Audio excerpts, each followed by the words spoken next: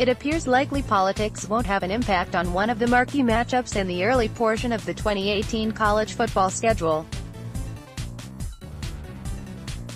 Friday, California officially announced that it had extended its ban on state-funded travel to the state of Oklahoma. The Golden State bars its workers from traveling to states California leaders believe are discriminatory toward gay and transgender people, a law enacted in 2016 that now extends to 9 states. In a press release, California's Attorney General stated that a new law recently enacted in Oklahoma led to the ban. California will not use state resources to support states that pass discriminatory laws, Xavier Becerra said in a statement. The law enacted in Oklahoma allows discrimination against LGBTQ children and aspiring LGBTQ parents who must navigate the adoption process. California taxpayers are taking a stand against bigotry and in support of those who would be harmed by this prejudiced policy. So, what exactly does this have to do with college football? On Sept. 8 of this year, UCLA is scheduled to travel Oklahoma to take on the Sooners in Norman.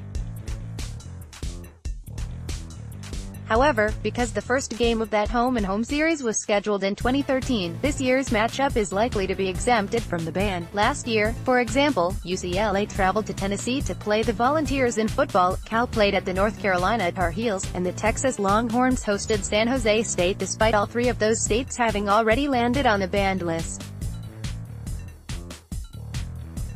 That said, and even as it's expected to, it's not yet guaranteed that the UCLA-OU game this year will indeed go off as planned. From the Sacramento Bee, Assemblyman Matt Harper, R. Huntington Beach, has asked Becerra's department to issue a formal opinion on whether Lowe's law applies to college sports. The department assigned an attorney to the question, but has not released a report. In addition to Oklahoma, the Bee reports, Alabama, Kansas, Kentucky, Mississippi, North Carolina, South Dakota, Tennessee and Texas are on the list of states where California public employees cannot travel for work-related purposes unless they are required by a court to investigate a crime. After all, money y'all. Reunited and it feels so good. Yes, Lane Kiffin and Alabama will once again share a football field this weekend.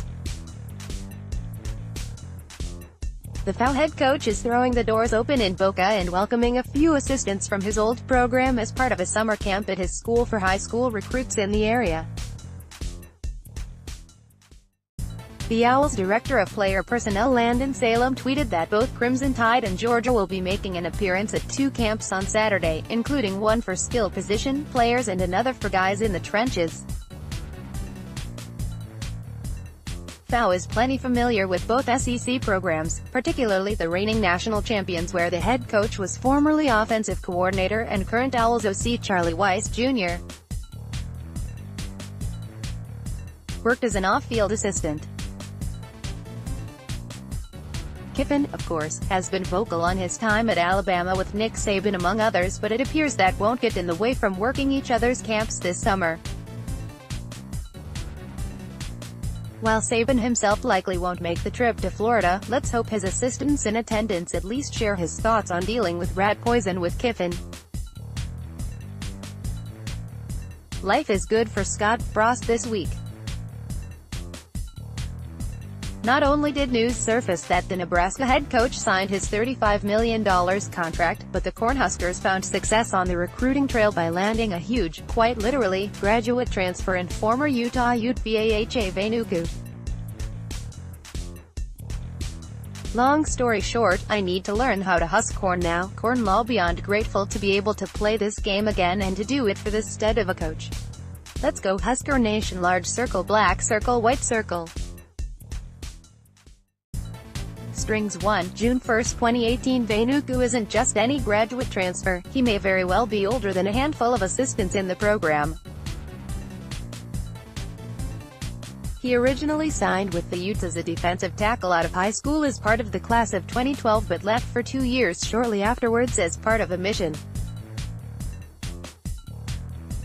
After returning to the program in 2015, he redshirted his first season back and then appeared in just 2 games as a redshirt freshman, as an offensive guard. However, Venuku reportedly stepped away from football prior to last season as a result of injuries but remained on scholarship at the school to finish out his degree. It seems he still wanted to play the game again, and it appears he'll do so at his original position along the defensive line. It's not often that you can add depth to your team in June, but that's just what the Cornhuskers have done in landing Venuku out of nowhere on Friday. Remember when the Big 12 was all doom and gloom about surviving as a conference? You'd never know that by looking at their balance sheet. Following league-wide meetings in the Dallas area on Friday, the Big 12 announced a record $364.87 million in total revenue for the 2017-18 fiscal year.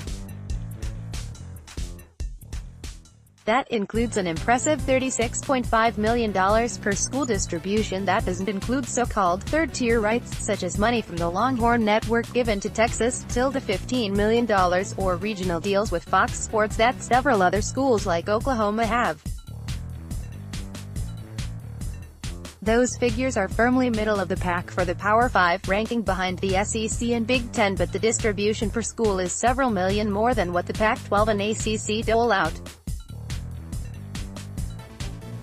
It hopes there's only 10 members in the conference, which is one reason why the number is so high per school despite taking in far less total revenue than, for example, the Pac-12's $509 million last year.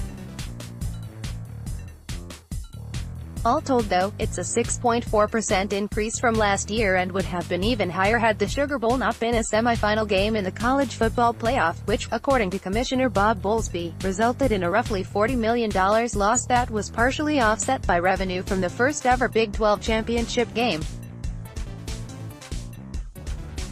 Between getting back that bowl money next season and increases in television money coming their way, it goes without saying that another nice increase will be headed toward the schools during the upcoming year. Life, it appears, isn't so bad as the smallest Power 5 league after all, as long as those checks keep coming in. Nick Saban forgot to add Philip on gas to his famous process at Alabama.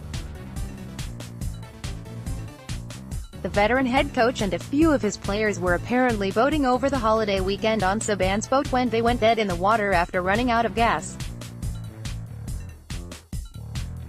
Quarterback Tua Tagovailoa and others documented the experience, with a few concerned looks on the kids, on social media, and TMZ grabbed a few clips for the video below. It definitely seems like Tagovailoa, who is from Hawaii, is the calmest one on board over the situation. There's at least a hint of irony at the situation here, because Saban famously grew up working at his father's gas station in West Virginia, and yet that's the one thing he forgot to go to before hitting the lake this time. As a result, we're guessing some football analyst in Tuscaloosa is adding some duties this week as being the guy responsible to fill her up before heading home.